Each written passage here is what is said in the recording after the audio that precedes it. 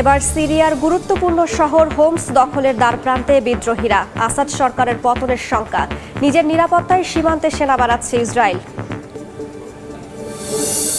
গাজার শরণার্থী শিবির ও হাসপাতালে ইসরায়েলের সিরিজ বিমান হামলা, নিহত 51। বন্দি মুক্তির বিষয়ে হামাসের সঙ্গে আলোচনার উদ্যোগ নিতে ইলন মাস্কের প্রতি ইসরায়েলের আহ্বান। ইউক্রেন জুড়ে রুশ অভিযান জোরদার, নিহত 9, শিশুসহ আহত অন্তত 17। 32টি ড্রোন ভূপাতিত করার দাবি কিয়েভের। হামলার মাত্রা বাড়ানোর প্রস্তুতি জেলেনস্কির। এবং পাকিস্তান জুড়ে অসহযোগ আন্দোলনের হুমকি, কারাবন্দী ইমরান খানের। 13ই ডিসেম্বর পেশোয়ারে সমাবেশের ডাক।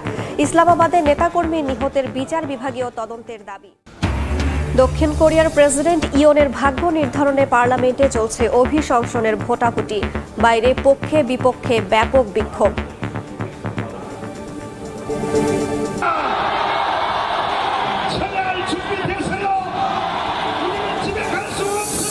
অবরুদ্ধ গাজা উপত্যকায় ইসরায়েলি হামলায় একদিনে নিহত হয়েছেন 51 ফিলিস্তিনি। এর মধ্যে কেবল উত্তরাঞ্চলে একটি হাসপাতালে সিরিজ বিমান হামলায় প্রাণ গেছে 29 জনের। আহত হয়েছেন আরও অনেকে। এদিন জাবালিয়া, বেইত লাহিয়া সহ কয়েকটি এলাকায় অ্যাম্বুলেন্সে হামলা চালিয়েছে নেতানিয়াহু বাহিনী। এদিকে হামাসের হাতে জিম্মিদের মুক্তির জন্য ইলন মাস্ককে আলোচনার উদ্যোগ নেওয়ার আহ্বান জানিয়েছেন ইসরায়েলি প্রেসিডেন্ট। অন্যদিকে যুদ্ধবিরতি চুক্তি লঙ্ঘন করে লেবাননে আবারও হামলা চালিয়েছে ইসরায়েল। আহত হয়েছেন 5 জন।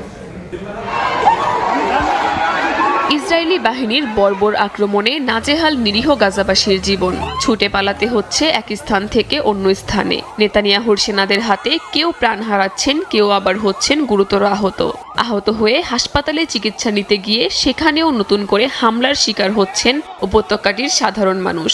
বাদ যাচ্ছেন না গাজা যুদ্ধে আহত উপত্যকাটির সাধারণ মানুষকে চিকিৎসা সেবাদানকারী কর্মীরাও। শুক্রবার গাজার উত্তরাঞ্চলে কোনো মতে সচল থাকা কামাল আদওয়ান হাসপাতালে সিরিজ বিমান হামলা চালায় নেতানিয়াহু বাহিনী।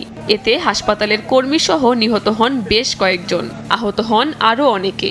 এদিন জাবালিয়া, বেইত লাহিয়া সহ কয়েকটি এলাকায় অ্যাম্বুলেন্সেও হামলা চালিয়েছে নেতানিয়াহু বাহিনী। গাজায় হামলার তীব্রতা বাড়লেও নেই যুদ্ধবিরতি ইস্যুতে উল্লেখযোগ্য কোনো অগ্রগতি।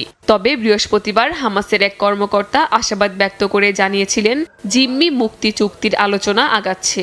আন্তর্জাতিক মধ্যস্থতাকারীরা জিম্মি মুক্তি ও যুদ্ধবন্ধের আলোচনা আবারও শুরু করবে বলেও জানান তিনি।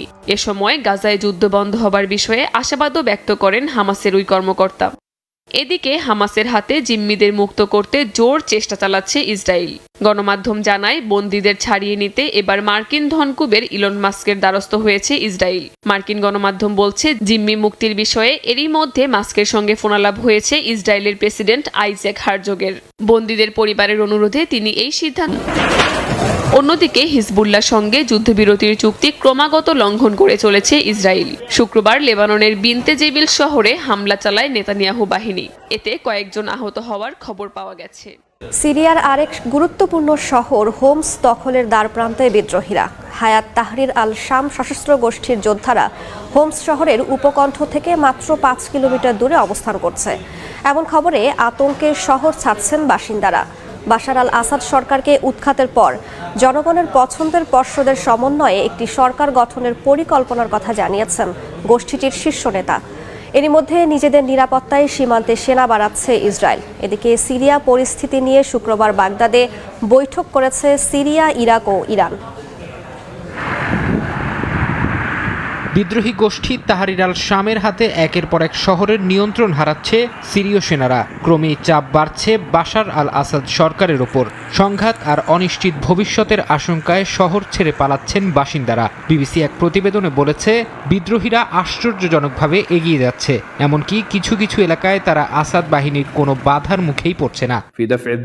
তাহরির আল শামের নেতা আবু মোহাম্মদ আল জোলানি মার্কিন গণমাধ্যমে দেয়া সাক্ষাৎকারে বলেছেন, প্রেসিডেন্ট বাশার আল আসাদ সরকারকে উৎখাত করাই তাদের চূড়ান্ত লক্ষ্য। রাষ্ট্রীয় প্রতিষ্ঠান ও জনগণের পছন্দের পর্ষদের সমন্বয়ে একটি সরকার গঠনের পরিকল্পনার কথাও জানান তিনি। নিজেদের এই লক্ষ্য অর্জনে সামর্থ্যের মধ্যে থাকা সব উপায় ব্যবহার করার অধিকার আছে বলেও জানান জোলানি। পরে আলাদা আরেক বার্তায় গোষ্ঠীটি সিরীয় সরকারের শীর্ষ কর্মকর্তাদের দলত্যাগের আহ্বান জানিয়েছে। সিরিয়ার বিদ্রোহী বাহিনী হামা শহর দখল করার পর দেশটির সরকারের পতনের আশঙ্কায় ইসরায়েল সম্ভাব্য পরিস্থিতির জন্য প্রস্তুতি নিচ্ছে। ইসরায়েলের রাষ্ট্রীয় সম্প্রচার মাধ্যম জানিয়েছে, বিদ্রোহীদের অগ্রগতি যদি দক্ষিণে ইসরায়েল সীমান্ত পর্যন্ত পৌঁছায় তবে এটি একটি বড় হুমকি হয়ে উঠতে পারে। এর আগে বিদ্রোহীদের নেতা ও তাদের সংগঠনগুলোকে সীমান্ত এলাকা থেকে দূরে থাকার বার্তা দিয়েছে তেল আবিব। এছাড়া সিরিয়ার সেনাবাহিনী যদি সম্পূর্ণ ভেঙে পড়ে তবে ইরান ও হিজবুল্লাহ দেশটিতে তাদের অবস্থান শক্তিশালী করতে পারে এমন আশঙ্কাও করছে নেতানিয়াহু প্রশাসন। এ বিষয়ে যুক্তরাষ্ট্রকে নিজেদের উদ্বেগের কথা জানিয়েছে ইসরায়েল। এদিকে সিরিয়া পরিস্থিতি নিয়ে শুক্রবার বাগদাদে বৈঠক করেছে সিরিয়া, ইরাক ও ইরান। পরে এক বিবৃতিতে ইরানের পররাষ্ট্রমন্ত্রী বাশার আল আসাদ সরকারের প্রতি নিজেদের সমর্থনের কথা জানান। একই সঙ্গে চলমান সংঘাত আশপাশের অঞ্চলে ছড়িয়ে পড়তে পারে বলেও হুঁশিয়ার করেন তিনি। ইউক্রেনের জাপোরিঝিয়ায় রুশ বাহিনীর হামলায় 9 জন নিহত হয়েছেন। আহত হয়েছেন 2 শিশুসহ 17 জন। পুতিন বাহিনীর ছোড়া শতাধিক ড্রোনের মধ্যে 32টি ভূপাতিতের দাবি করেছে ইউক্রেনীয় সেনারা।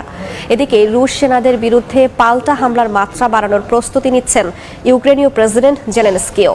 পেকলো নামের নতুন ড্রোন মিসাইলের প্রস্তুতি দেখতে শুক্রবার কারখানা পরিদর্শনে যান তিনি।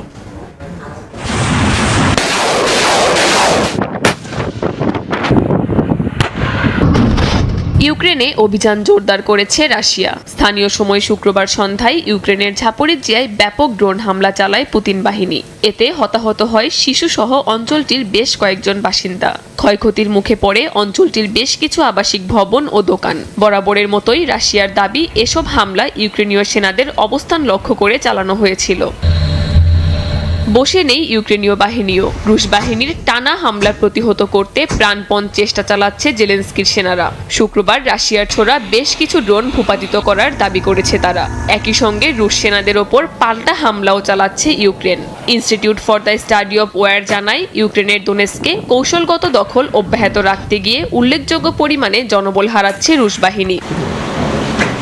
এদিকে চলতি বছর শেষ হতে না হতেই পরের বছরের হামলার পরিকল্পনা করে ফেলেছেন ইউক্রেনের প্রেসিডেন্ট ভলোদিমির জেলেনস্কি। রুশ বাহিনীকে রুখতে অস্ত্র জোগাড়ে জোর চেষ্টা চালাচ্ছেন তিনি। তার বাহিনীকে সামনের বছর 30,000 দূরপাল্লার হামলাকারী ড্রোন দেওয়ার ঘোষণাও দেন তিনি। এই ক্ষেপণাস্ত্রের আছে নিজে থেকেই পরিচালিত হওয়ার ক্ষমতা, শত্রুকে লক্ষ্য করতে পারে দক্ষতার সঙ্গে। এমনকি শুক্রবার পেকলো নামের নতুন ড্রোন মিসাইলের পরিস্থিতি দেখতে কারখানা পরিদর্শনেও গিয়েছেন তিনি। পুরোপুরি যুদ্ধে নামল ইরান, পালানোর পথ খুঁজে পাচ্ছে না নেতানিয়াহু বাহিনীরা। দর্শক, একের পর এক বর্বরতা হামলা চালাচ্ছেই হিজবুল্লাহর জনগোষ্ঠীরা একটু স্বস্তির নিঃশ্বাস পেলেও এখন পর্যন্ত গাজায় চলছে বর্বরতার হামলা। কখনো হাসপাতালে, কখনো বসতবাড়ি এবং কখনো আবার ফাঁকা জমিতেও একের পর এক বিমান হামলা, আয়রন ডোম বোমা হামলা, এমনকি ড্রোন হামলাও চালাচ্ছে ইসরায়েলি বাহিনীরা। তবে ইসরায়েলি বাহিনীরা ইতিমধ্যে ঘোষণা দিয়ে বলেছেন, নেতানিয়াহুর পরবর্তী নির্দেশ না পাওয়া পর্যন্ত তারা হামলা অব্যাহত রাখবে। নেতানিয়াহুর ওপর খেপেছে ইরান, সেই সাথে বিশ্ব মুসলিমরা। তবে নেতানিয়াহু যে ভুল কাজ করছে তার বোঝায় মাথায় বুঝে আসে না। তো দর্শক, নেতানিয়াহু সম্পর্কে আপনাদের মতামত জানতে চাই। ধন্যবাদ।